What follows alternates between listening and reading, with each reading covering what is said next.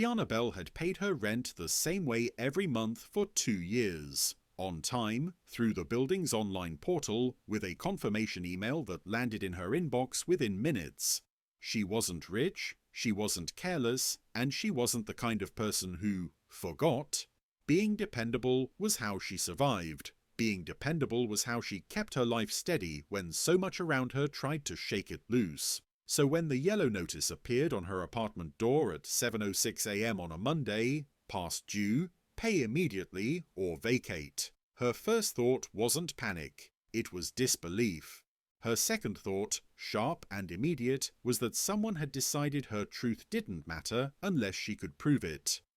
Tiana, black, early 30s, nursing assistant, exhausted most days but not careless, peeled the notice off and stared at the name at the bottom. Western Property Management, signed by the building manager, Douglas Klein.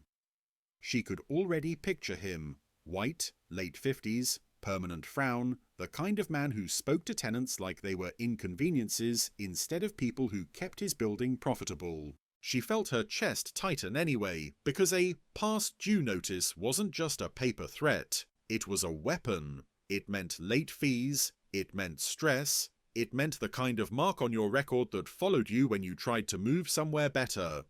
She didn't call. She didn't argue in a hallway. She walked to the small office on the first floor where the blinds were always half closed, knocked once, and stepped in when she heard a muffled, "Yeah?" The office smelled like stale coffee and old carpet. Douglas Klein sat behind a desk cluttered with envelopes and maintenance request slips. A computer monitor turned slightly away as if information was something to guard. He looked up at her with annoyance already loaded into his face. "What is it?" he asked. Tiana held the notice out. "This says I'm past due." Douglas took the paper like it offended him to touch it. He glanced at it once and tossed it onto the desk. "Because you are." Tiana kept her voice steady. "I paid." Douglas snorted. "No record." "I paid through the portal," she said. "On the 1st. Like always. Douglas leaned back in his chair, arms crossing. "Portal doesn't show anything for your unit. That's not my problem." Tiana felt heat creep up her neck, but she stayed calm. "Can you check again?" Douglas's mouth twisted into something like a smirk. "Lady, I manage 60 units. If you didn't pay, you didn't pay." "I did," Tiana said. "I have confirmation." Douglas waved a hand. "People print fake receipts all the time." The words hit her like a slap, not because they were creative, but because they were familiar. The assumption that if there was a discrepancy, she must be the one lying. Tiana tightened her grip on her phone. "I can show you the email confirmation." Douglas shrugged. "Emails aren't payments." "The money left my account," she said. Douglas's eyes narrowed slightly. "Then you can pay again and sort it out with your bank." Tiana stared at him. "Pay twice?" Douglas leaned forward, voice firm. "You want to avoid eviction, you pay. Otherwise, the notice stands." Tiana's stomach dropped even though she'd expected resistance. She could feel the day's weight pressing in, a shift at the clinic, her mom's medication pick-up later, the fragile budget she lived by. Paying twice wasn't an option, not without missing groceries, not without something else breaking. "I'm not paying twice," she said quietly. Douglas's expression hardened. "Then you'll get late fees starting tomorrow." Tiana swallowed. "I want a statement of my account history." Douglas laughed, a short sound with no humour. "Why?" "So we can see where this no record starts," she replied. "Print the ledger." Douglas's laughter faded into irritation. "Tenants don't get access to internal ledgers." Tiana met his eyes. "Then I want someone from corporate on the phone while you pull it up."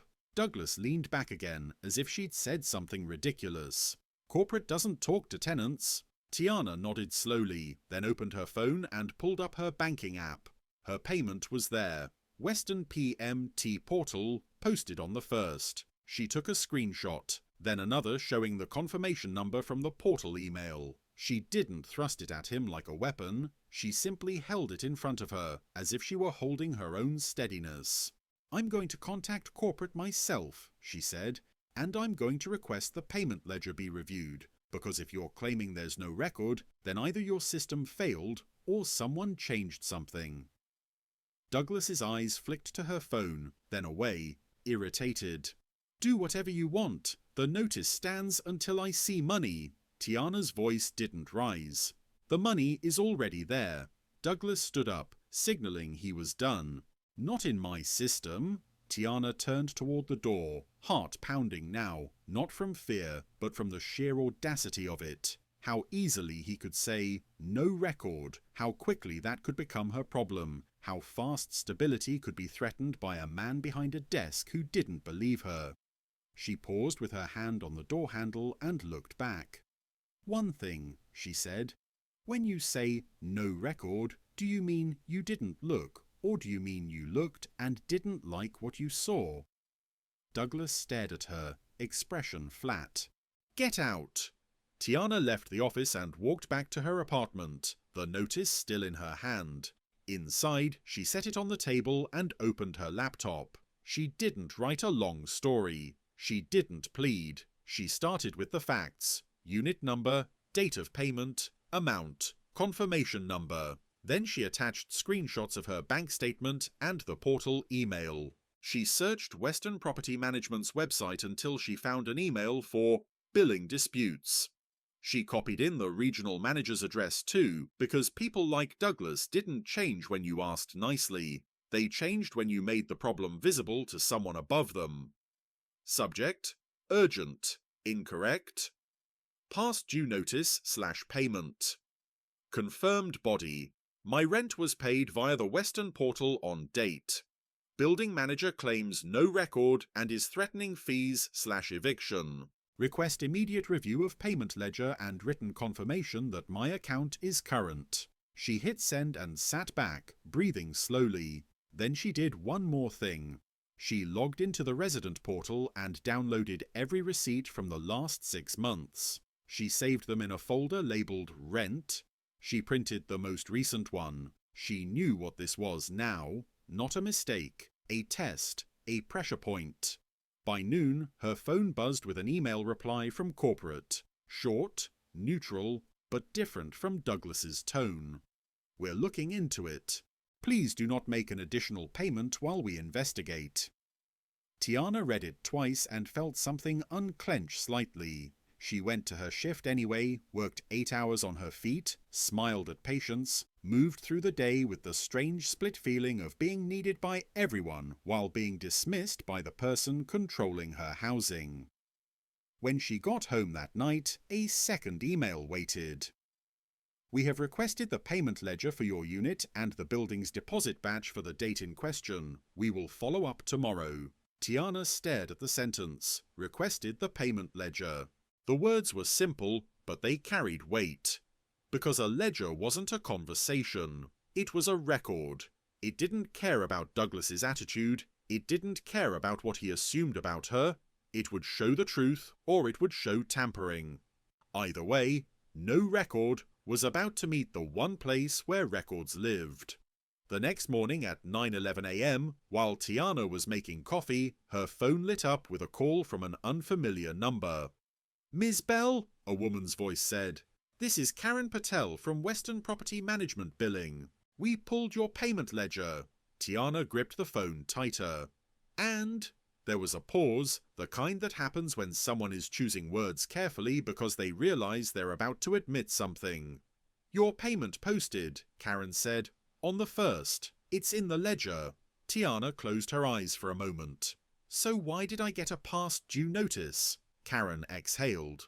That's what we're reviewing. The ledger shows your payment was applied correctly, but the building level system was showing a balance due. When we checked, we saw the payment had been temporarily moved into an unassigned bucket. Tiana's stomach tightened again. Unassigned? Yes, Karen said. It happens sometimes during batch processing. It shouldn't trigger an eviction notice. Tiana's voice stayed steady. It did, and the manager told me to pay twice. Silence on the line. Then Karen's tone sharpened into professionalism with an edge. He told you to pay twice. Yes, Tiana said. He said people print fake receipts. Karen paused. I'm going to document that. Tiana sat down at the table. the coffee untouched. "So am I cleared?" "Yes," Karen said quickly. "Your account is current. I'm emailing you a written confirmation now, and we're issuing a retraction of the notice. Any fees associated with it will be removed." Tiana let out a breath, slow and controlled. "Thank you."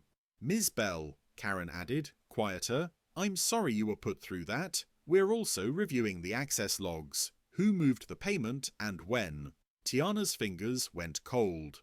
"Access logs?" "Every adjustment in the ledger has a user ID and timestamp," Karen said. "We can see who did it." Tiana stared at the yellow notice on her table. She hadn't imagined it. She hadn't been careless. The money had been there the whole time. It had just been moved, somewhere convenient for someone who wanted to claim there was no record. And now the ledger was loaded. Now the timestamps existed. Now the story wasn't Douglas's anymore. By afternoon, an email arrived with the subject line: "Account status confirmation." Attached was a statement showing her payment posted on the 1st, balance 0. Below it, in plain language, was the sentence she'd needed: "Tenant is in good standing. No delinquency exists." Tiana forwarded that email to herself, printed it, and slid it into her rent folder. Then she walked down to the office. Not to argue, not to beg, to end it cleanly. Douglas looked up when she entered, annoyance already on his face. "I'm busy," he snapped. Tiana placed the printed confirmation on his desk. Corporate pulled the ledger. Douglas glanced at the paper, then froze as his eyes moved over it. The colour in his face shifted, subtle but real. "It says my payment posted on the 1st, Tiana said. "It also says the notice is invalid." Douglas swallowed. Must have been a system glitch. Tiana watched him carefully. Corporate said it was moved into unassigned. They're checking access logs. Douglas's eyes flicked up to hers for the first time with something like alarm. Tiana kept her voice calm. "I want the late fee warning removed from my file, and I want written confirmation that no eviction action was initiated." Douglas's jaw tightened. "Fine.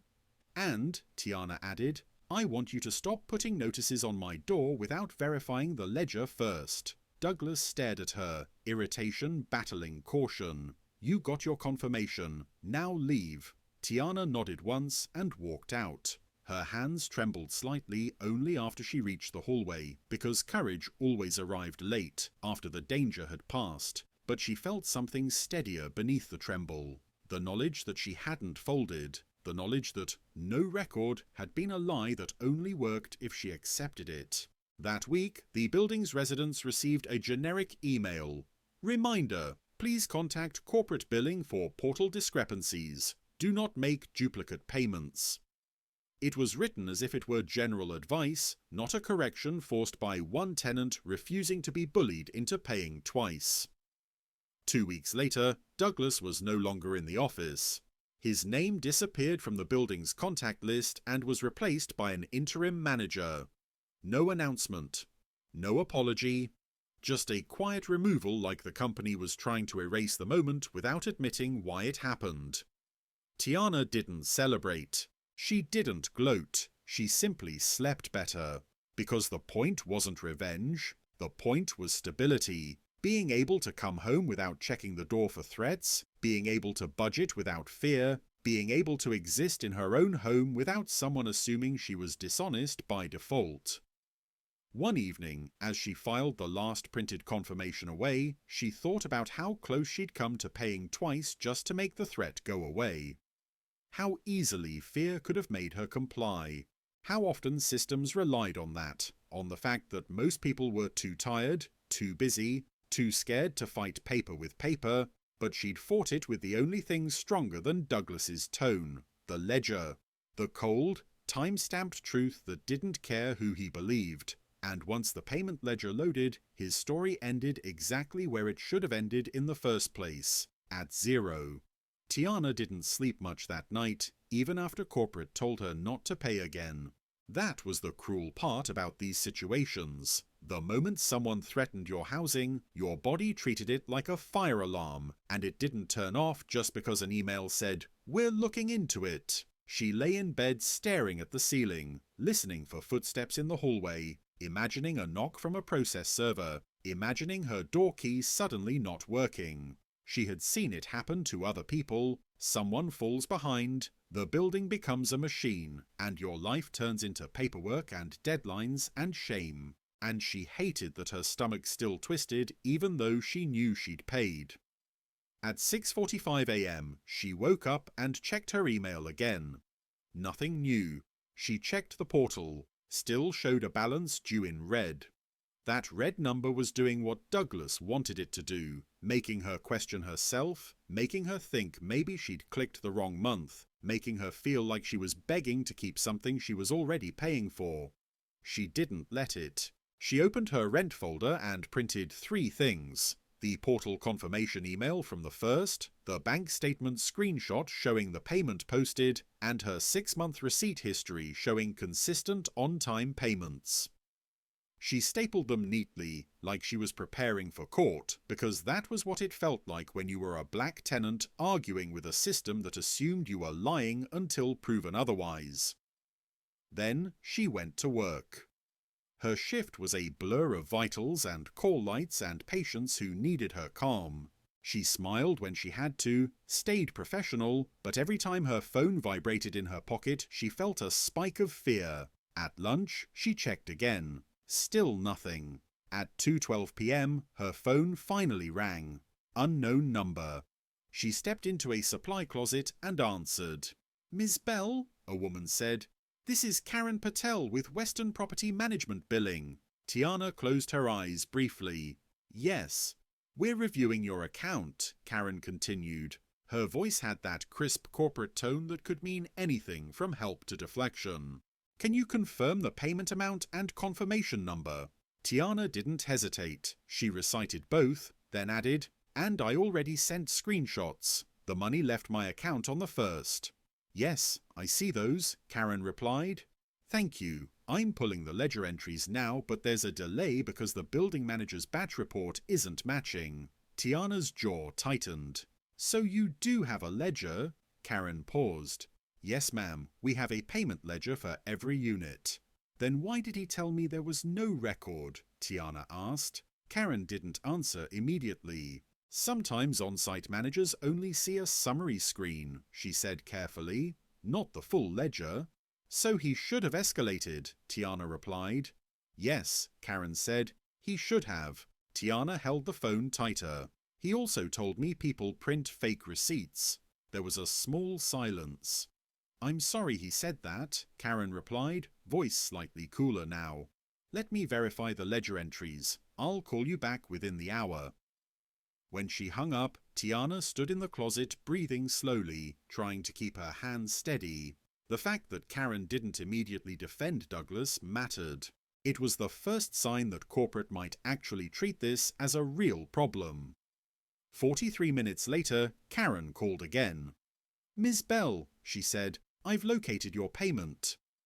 Tiana's shoulders dropped so quickly she almost felt dizzy. "Where was it?"